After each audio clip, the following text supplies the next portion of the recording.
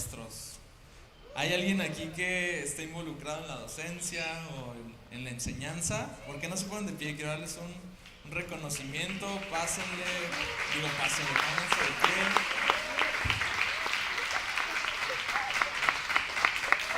Muchas felicidades. De verdad que, como lo decía en la mañana, de las personas que a muy temprana edad se van anclando en tu corazón, siempre tiene que haber ahí un maestro. No sabes con el cariño que recuerdo a mi maestra del kinder, a mi maestra de primero de primaria, de segundo. Fue una gran mujer. Espero que algún día esté viendo uno de estos mensajes. Y a lo largo de la vida, personas que se han encargado de dejarte grandes lecciones más allá de las que se dan en el aula son los maestros, y es una labor sumamente noble, igual de desgastante también, y es una labor que reconocemos y que honramos de corazón, porque finalmente lo vemos reflejada en profesionistas, en trabajadores, en padres, en madres de familia, que seguramente todos recordamos con mucho gusto a un maestro que hizo bien su trabajo y que dejó una semilla sembrada en nuestros corazones. Entonces, pues todo mi reconocimiento y felicidades, que pasen un excelente día y pues a seguir forjando generaciones. Vámonos directamente a la palabra, ¿va? ¿O a qué veníamos? Éxodo 25, por favor. 25 y 6. Dice así.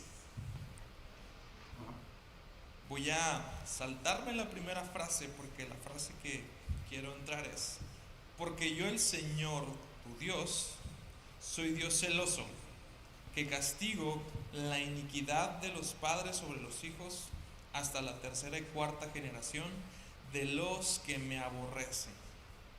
De los que me aborrecen. Y muestro misericordia a millares, a los que me aman y guardan mis mandamientos. Señor Jesús, gracias por este día. Gracias por la oportunidad de reunirnos en torno a ti, a darte gloria a ti, a aprender de ti, a hablar de ti. No podemos pasar por alto, Señor Jesús, todo lo que tu providencia ya estaba haciendo desde antes de que este día comenzara, para que hoy pudiésemos estar aquí. Y no lo queremos dar por hecho. Queremos darte gracias por ello y aprovechar esta oportunidad al máximo. Decirte, Señor, háblanos, instrúyenos, úsanos. En el nombre de Jesús. Amén. Estamos con esta serie acerca de la guerra espiritual, donde si te la has perdido un poquito, quiero recapitular más o menos lo que hemos querido estar tocando durante la misma.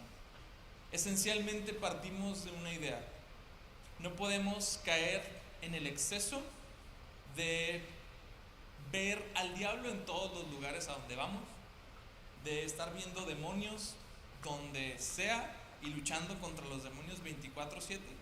De la misma forma, tampoco podemos llegar al extremo opuesto, que es ignorarlo por completo, decir, no pasa nada, el diablo ya fue vencido y yo me puedo sentar muy a gusto en la hamaca que tengo en el patio y a ver cómo la vida es bella.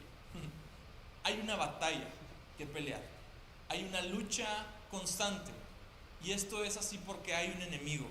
El diablo es tu enemigo, y el día que tú decidiste seguir a Cristo, te enlistaste en el ejército al cual él más odia. Entonces, si ya hay un enemigo y si ya hay una batalla, mejor vayamos aprendiendo bíblicamente cuáles son los parámetros acerca de los cuales tú y yo podemos echar mano para pelear efectivamente esta batalla. Hablábamos la clase pasada, de los maestros. Hablábamos la reunión pasada de una batalla interior, una batalla contra nuestra carne, nuestros deseos, nuestras tentaciones, cosas que están muy en la naturaleza del ser humano. Parte de esta batalla interior, algo que no toqué la semana pasada por ser un tema, todo un tema, es la batalla contra nuestro pasado. Me pregunto si hay lugar a tener al menos la idea de que hay una lucha en nuestro interior que no necesariamente deriva de lo que tu carne te está provocando, que no necesariamente deriva de tus tentaciones, sino que quizás haya algo que ha sucedido en la historia de tu familia, de tus antecesores y de todos los que vinieron antes que ellos, que esté ocasionando que tú tengas ahora luchas en el presente. Algo que quisiera responder en esta tarde es una pregunta y un par más. Y una de ellas es: ¿qué tanta relevancia tienen en mi vida las luchas y los errores de mis padres, de mis abuelos, etcétera? ¿Qué tanto afectan los errores del pasado a mi vida en el presente? Lo que nos está diciendo el versículo que acabamos de leer es que Dios de alguna manera se encarga dice, yo visito la maldad o la iniquidad de las familias, de las personas hasta la cuarta generación.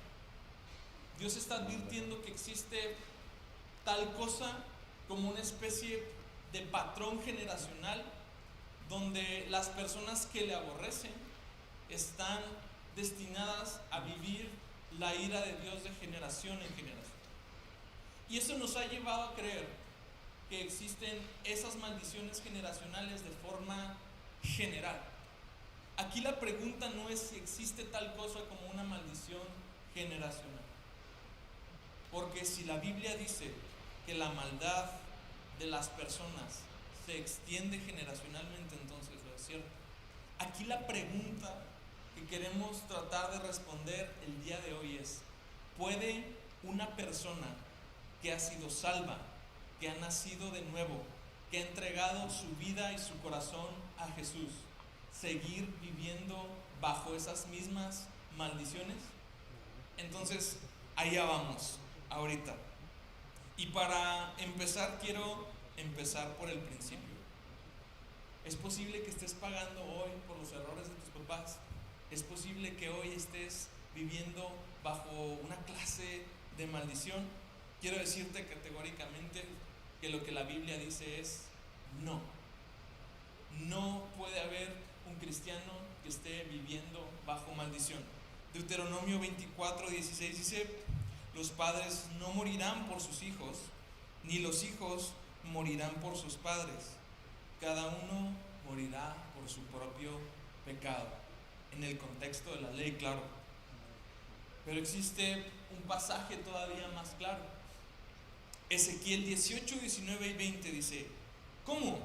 Se preguntan ustedes.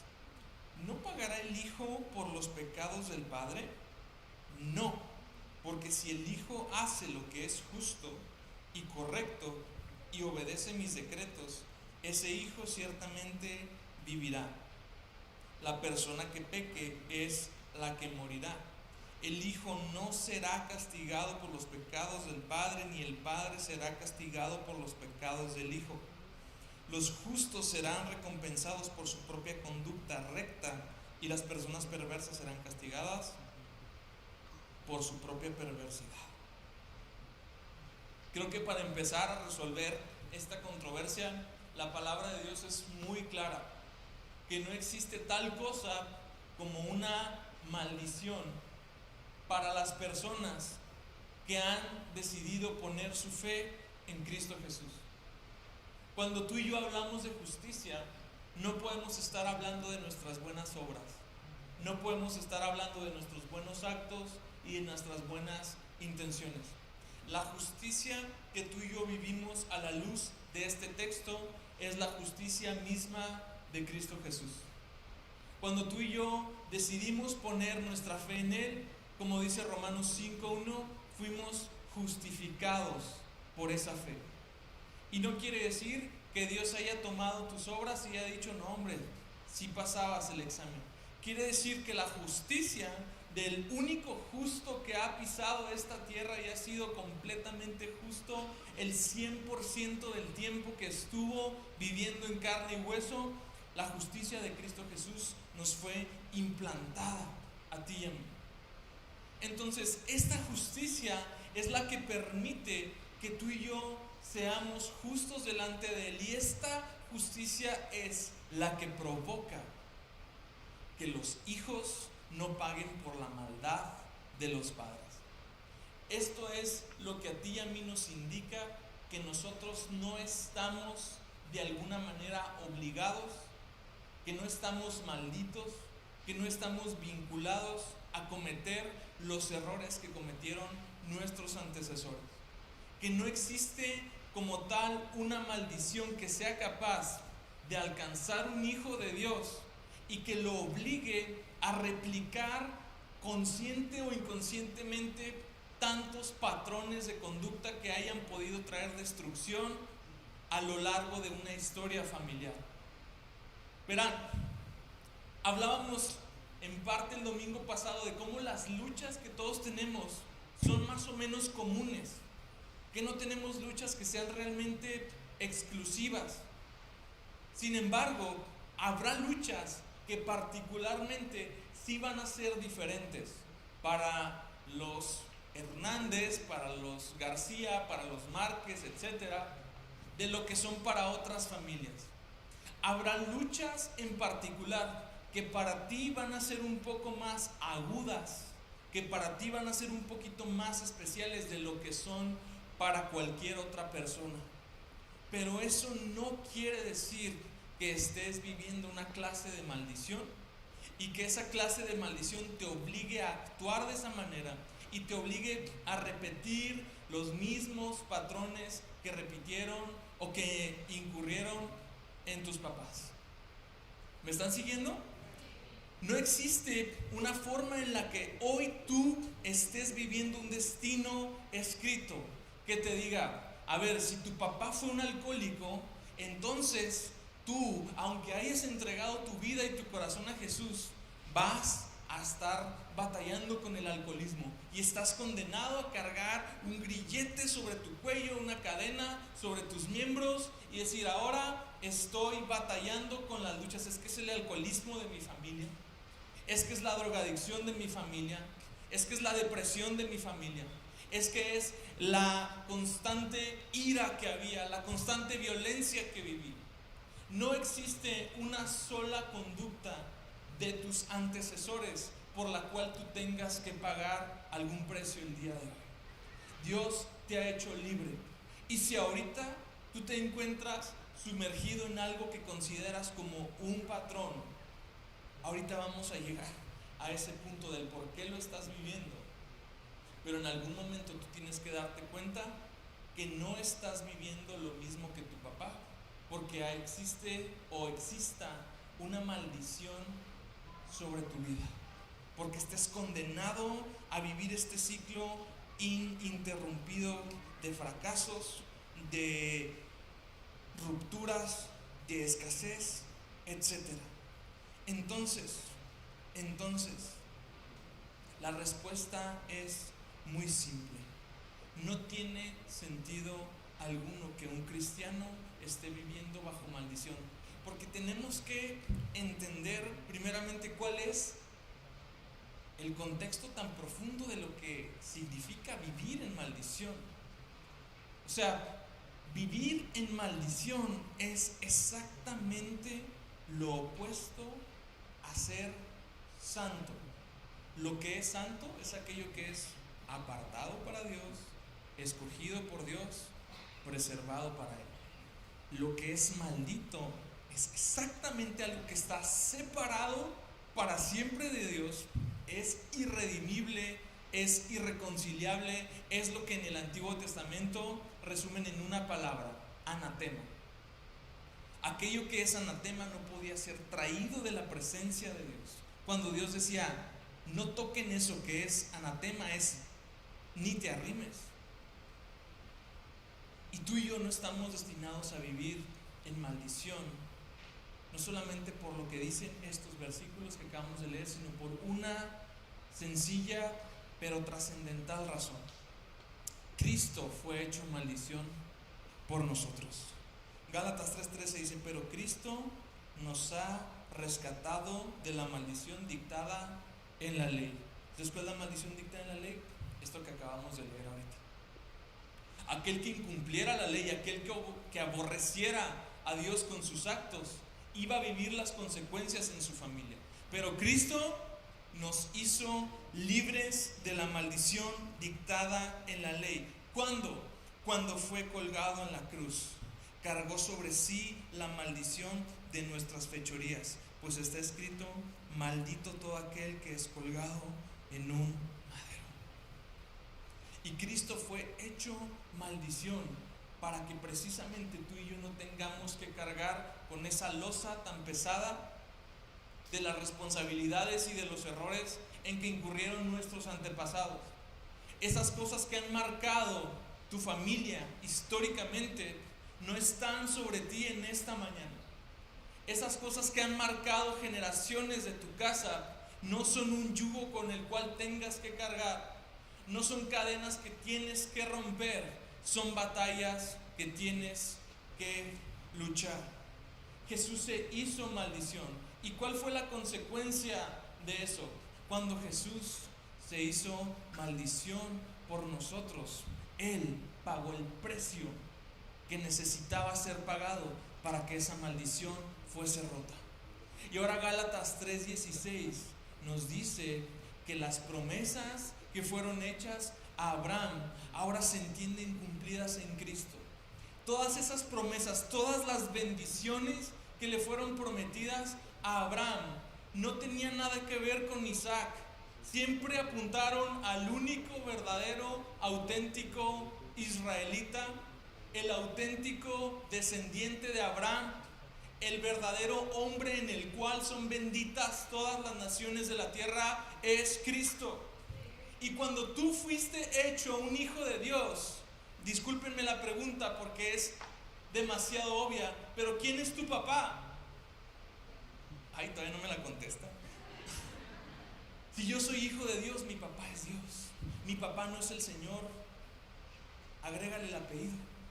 Y yo no estoy cargando con los errores ni las fechorías de la familia X. Ahora estoy en mi nuevo ser espiritual, cargando las bendiciones que fueron prometidas a Abraham y que ahora son cumplidas en Cristo Jesús. Ahora cargo una estirpe celestial. Ahora cargo un ADN divino, diferente de mi ADN caído, diferente de mi ADN humano. Y ese es mi destino glorioso. Las bendiciones han sido dadas en Él y somos coherederos juntamente con Cristo. No sé si te das cuenta de eso, pero imagínate si Jesús es el heredero de algo y resulta ser que Jesús es el hijo del creador del universo. Entonces resulta que Jesús tiene bastante herencia, ¿no? Ahora, si la Biblia te dice que eres coheredero juntamente con Él, creo que dentro de toda la herencia que le fue dada al Hijo, no debe de haber ni un solo bien que esté maldito, ni un solo gramo de maldición, ni una sola cosa por qué estarse preocupando. Jesús se hizo maldición para que nosotros pudiésemos romper todo aquello que se considera como una maldición para nuestras vidas. Ahora, de pronto nos encontramos pensando, ¿qué necesito entonces para ser libre? ¿Por qué estoy todavía con este pensamiento, con este engaño en mi corazón de que mi familia está viviendo una clase de maldición, de que generacionalmente se va a repetir un patrón que ahorita estamos viviendo? Por la misma razón que tú y yo creemos toda clase de mentiras. No porque estén sucediendo en realidad, sino porque a veces prestamos nuestros oídos al enemigo. Y hay un enemigo que te hace creer y que te hace pensar que probablemente tu familia está maldita y que lo que se está viviendo hoy, tus problemas, tus enfermedades, tus debilidades, van a ser heredadas a tus hijos y ahora a tus hijos les va a tocar cargar con todo lo que a ti te tocó cargar. Pero esto es un engaño por completo del enemigo. No puede haber nada más falso. No puede haber un cristiano siendo esclavo. ¿Qué necesitas para ser libre? Lo único que necesitas para ser libre es ser salvo. cuando tú fuiste salvo. La palabra salvación no solamente implica un rescate. La palabra salvación, dentro de la palabra griega en la cual se tradujo, implica sanidad, liberación, preservación. Eso es todo el paquete que vino junto con tu nuevo nacimiento. No tienes que estar buscando, investigando la historia familiar de todos los errores, de todas las cosas que han venido a tu familia históricamente. Porque ¿sabes qué? No vas a terminar. Y vas a encontrar maldad, maldad, maldad. Te voy a llevar al antecesor, más antecesor de todos los antecesores. Adán y Eva. O sea, ¿quieres rastrear el linaje de maldición que puede haber en tu familia? Vete al principio, ahí empezó todo. Y desde ahí estamos cargando hoy. Por eso es imposible que vayamos generación tras generación rompiendo. Por eso Dios ideó un solo mecanismo eficaz, un sacrificio, una ofrenda, una vez y para siempre, capaz de hacer santos a los que Él redimió, el sacrificio de Jesús. Y a través de la fe en ese sacrificio que trae salvación, tú y yo podemos ser sanos, liberados y preservados por el resto de nuestra vida. Deja de estar buscando en tu historia familiar a ver quién la regó más, a ver si hay un homicida, a ver si hay un ladrón, a ver si hay un adúltero, a ver si hay un alcohólico. Los va a ver, porque así estamos, ese es el mundo en el que vivimos. Pero déjame decirte que hay una persona que cambió el mundo y que tenía una de las peores ascendencias de la historia: Jesús mismo. En la línea genealógica de Jesús hay toda clase de hombres violentos, idólatras, adúlteros, toda clase de hombres que hicieron el mal. También hay hombres justos, pero también hay hombres pecadores. También hay hombres que se arrepintieron, pero hay hombres y mujeres que persistieron en su maldad.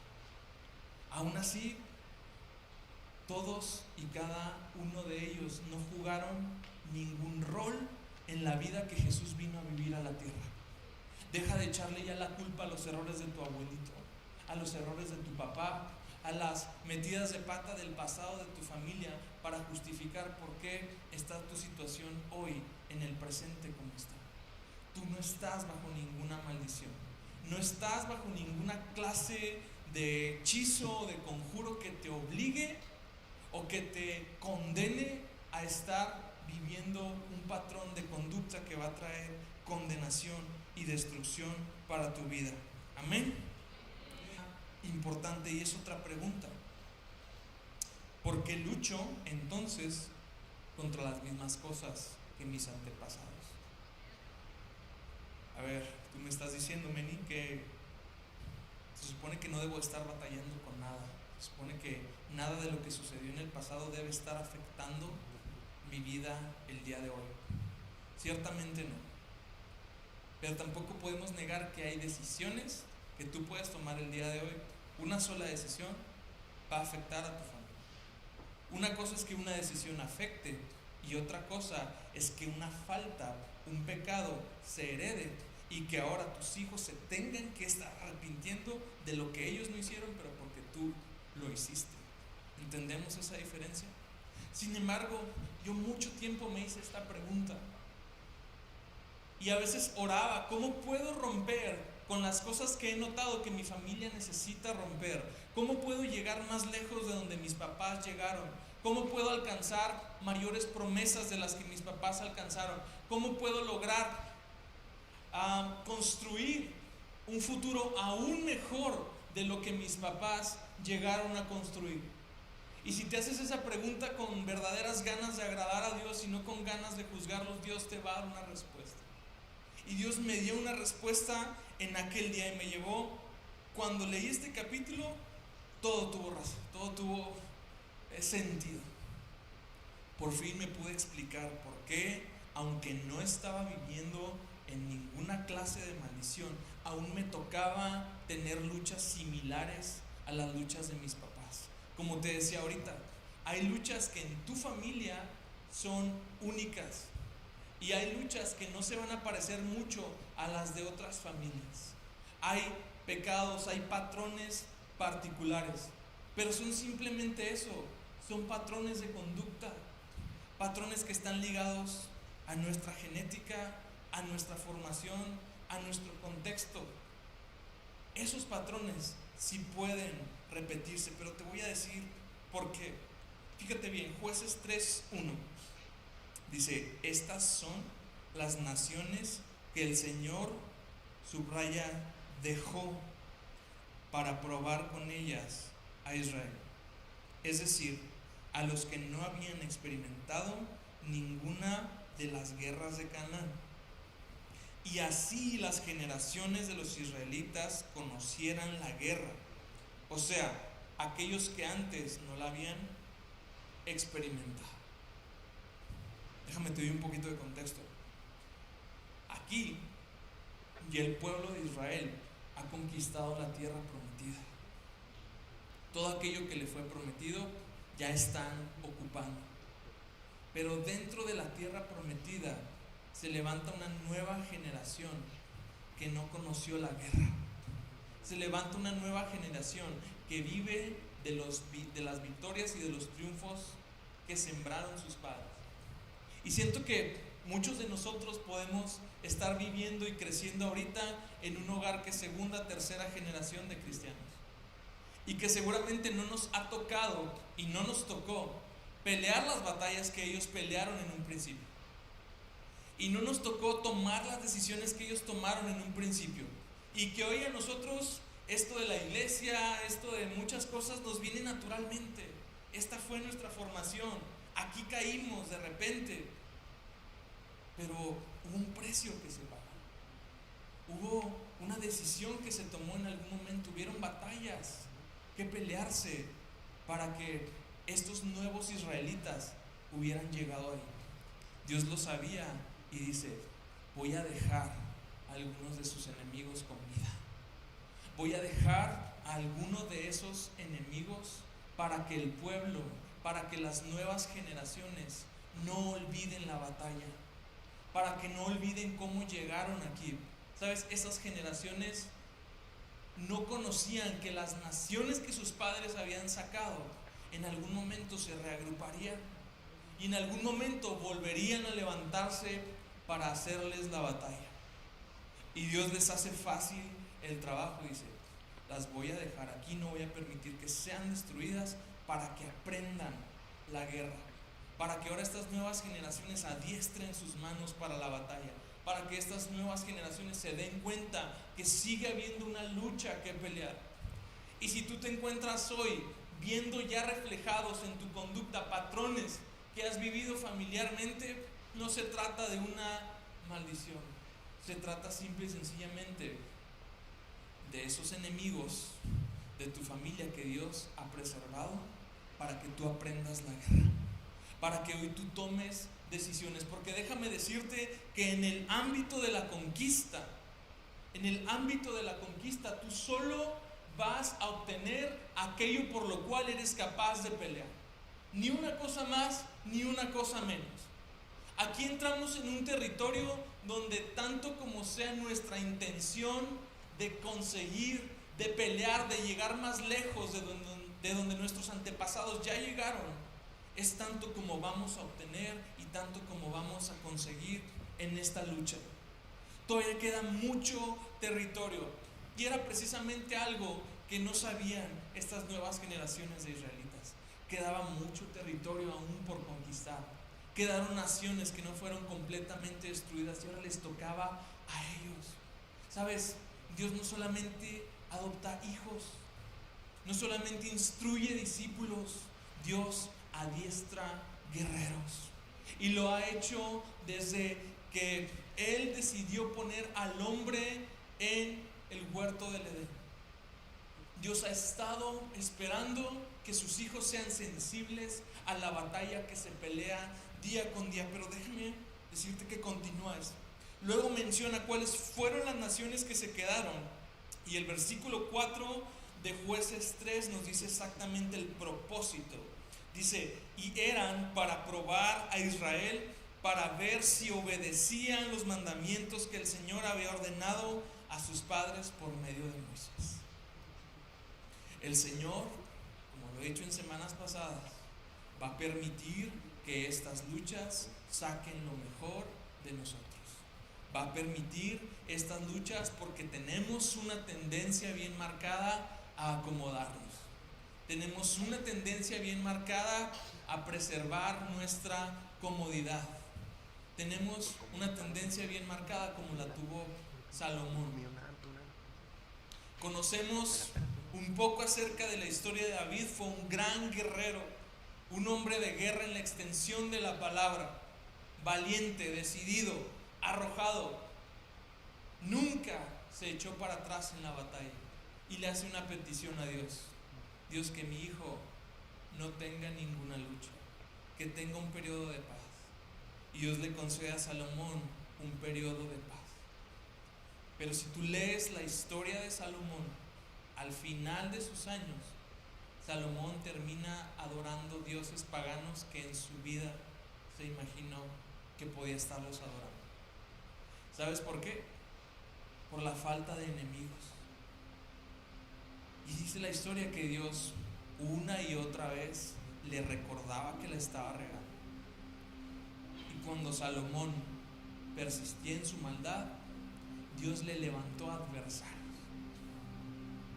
¿Sabes? Si tú y yo dejamos de pelear, no empezamos a ganar, nos empezamos a volver más vulnerables.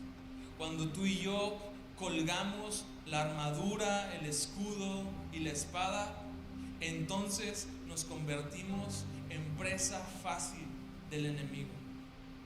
No hay paz mientras Cristo no venga por segunda vez y le dé la estocada final al enemigo. Hoy peleamos, sí, desde la victoria, no por la victoria.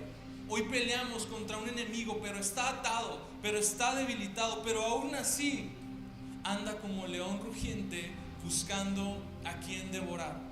Y la batalla contra nuestro pasado juega un rol importante en nuestra vida solo en la medida en la que nosotros nos demos cuenta de cuáles son esos gigantes que han estado presentes en tu familia a lo largo de la historia, de cuál es ese territorio que ha permanecido sin conquistar en tu casa a lo largo de la historia. Solo en esa medida es importante conocer nuestra historia.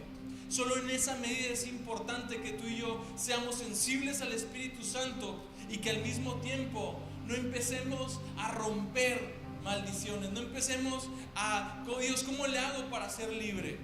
No, para ser libre no hay una oración mágica. Para ser libre se toman las armas y se pelea la buena batalla. Para ser libre necesitas tomar la ofensiva, identificar a esos gigantes y vencerlos uno por uno. Acompáñame en esta última historia, 2 Samuel 21:17.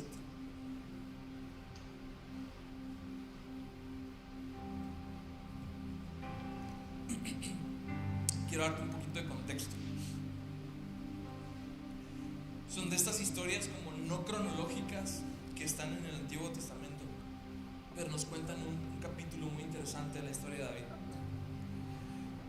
Cuenta la historia que están en una batalla como muchas que tuvo David, y David, ya siendo algo anciano, ya siendo quizás menos hábil, menos fuerte de lo que fue en su juventud, se encuentra peleando nuevamente con un gigante.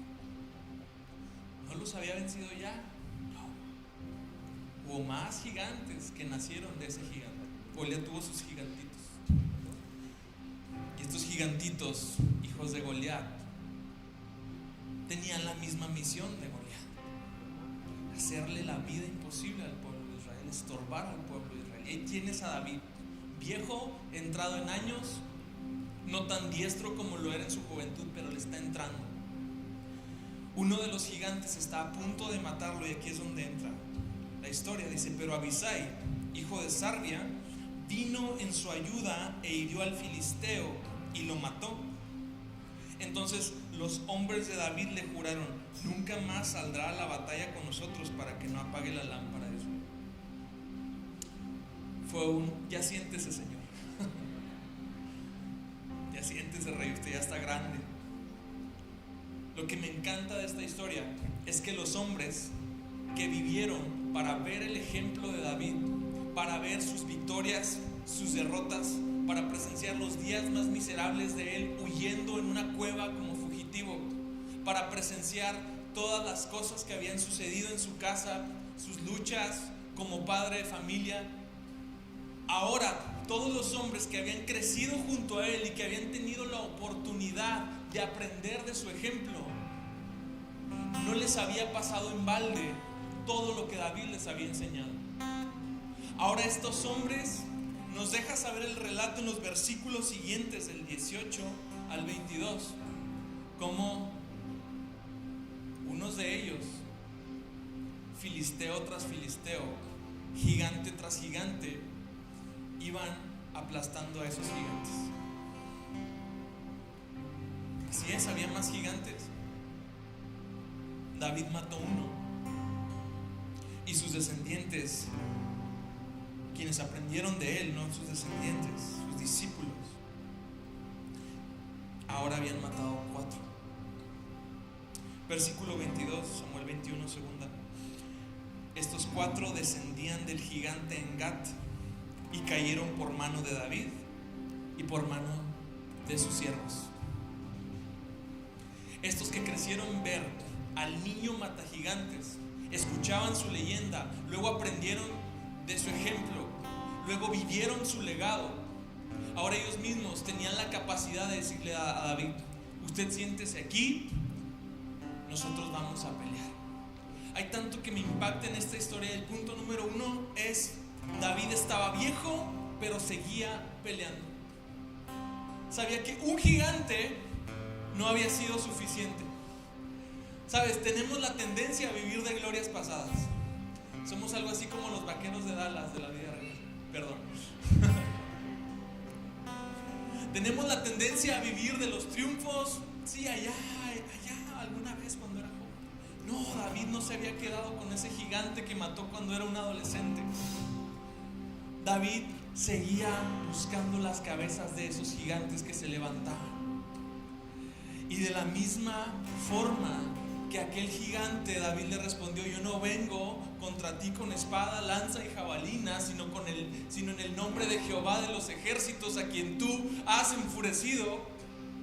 Es en esa misma autoridad en la cual tú y yo nos levantamos en contra de esos gigantes. A veces tenemos otra tendencia: voy a pelear yo para que mis hijos no sufran. Voy a pelear yo para que ellos no les toque. No, Señor, no me los toques. Déjalos, que les vaya todo bien. A lo mejor a ti te toca matar un gigante, pero a tus hijos les va a tocar matar 4.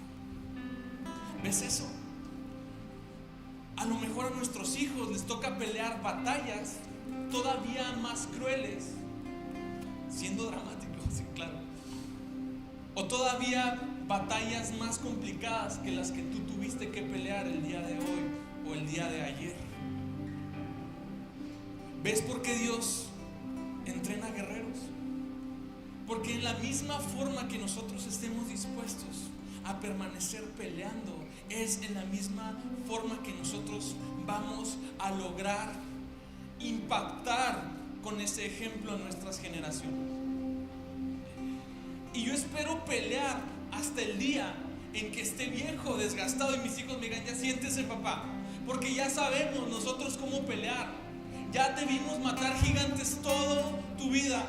Ya te vimos doblar rodilla. Ya te vimos estar viviendo y buscando conquistar más allá de lo que mis abuelos conquistaron, papá. Ahora queremos buscar nosotros ir todavía más lejos que tú. Y ahora tenemos la posibilidad no de descabezar a uno. Tenemos 4 y los que se junten. Porque cría un matagigantes, y ese matagigantes va a dar a luz a otros matagigantes. Ya no peleamos defendiéndonos de maldiciones.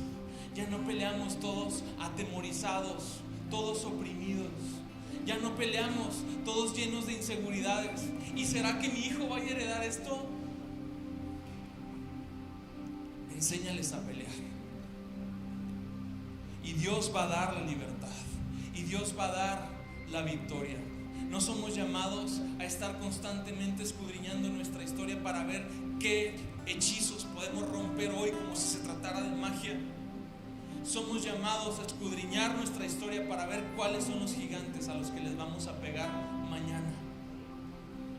¿Con quién te van a ver pelear tus hijos? Espero que no sea con tu marido o tu esposa. Espero que te vean peleando contra el carácter violento que viviste en tu casa. Espero que te vean peleando contra el alcoholismo, contra las drogas. Espero que te vean peleando porque sabes que tus victorias les van a enseñar, pero también tus cicatrices les van a ministrar. También tus derrotas y también tu ejemplo les van a decir: hijo, yo aquí me quedé corto, pero tú puedes iniciar al día siguiente. Deja de creer que tus generaciones necesitan estar seguras en un búnker y que tú eres el que tienes que entrarle solo al peligro.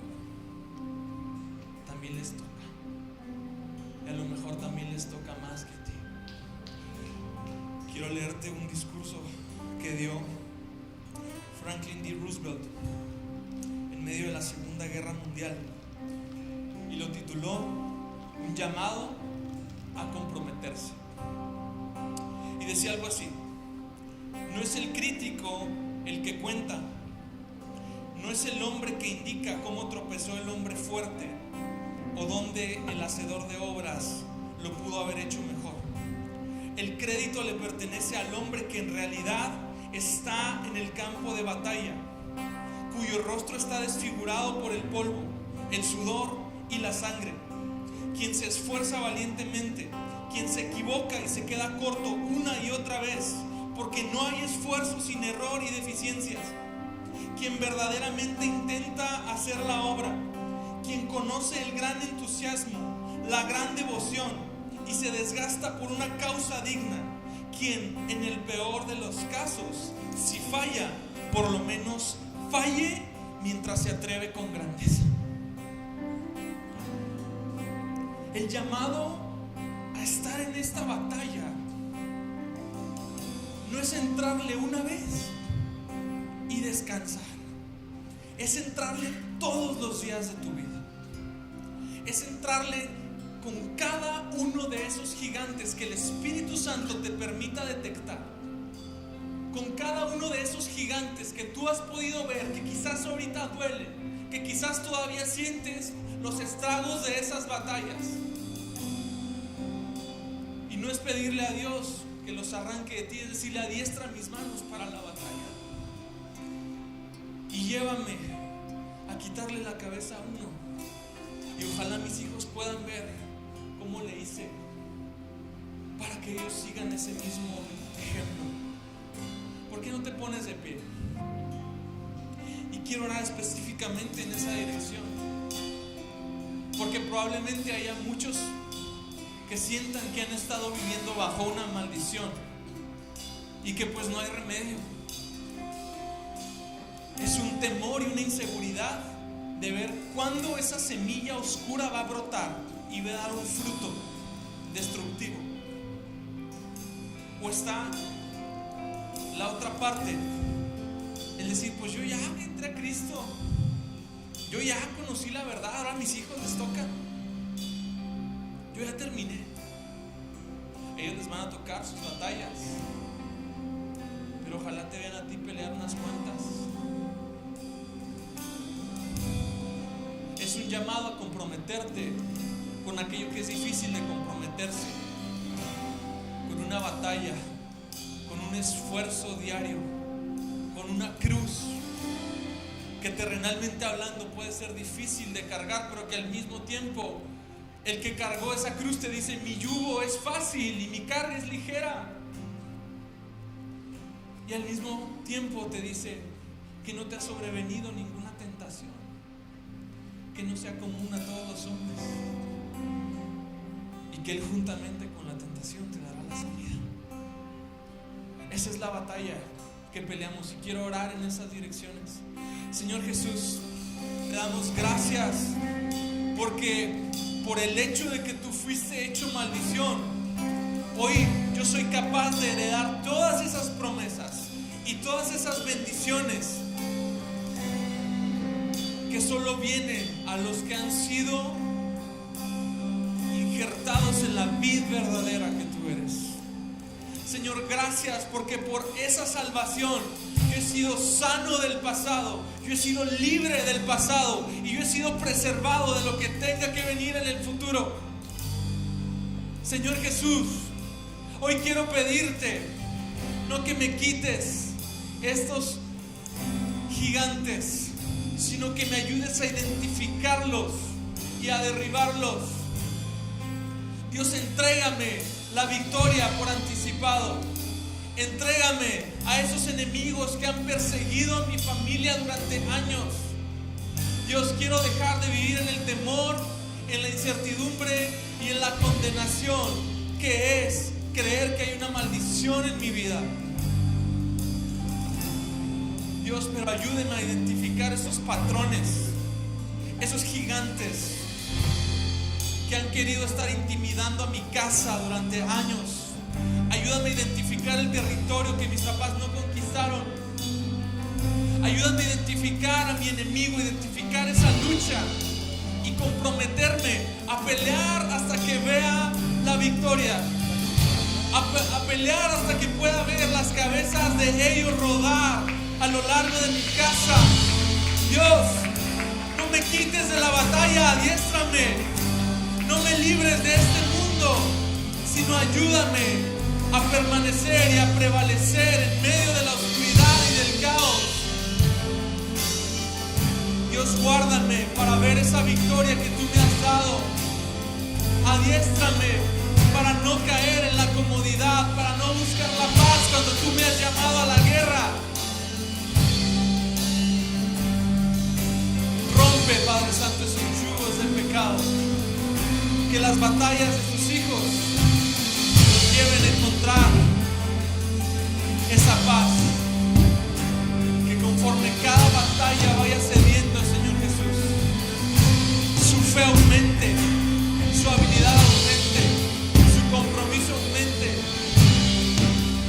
Danos victorias que impacten generaciones.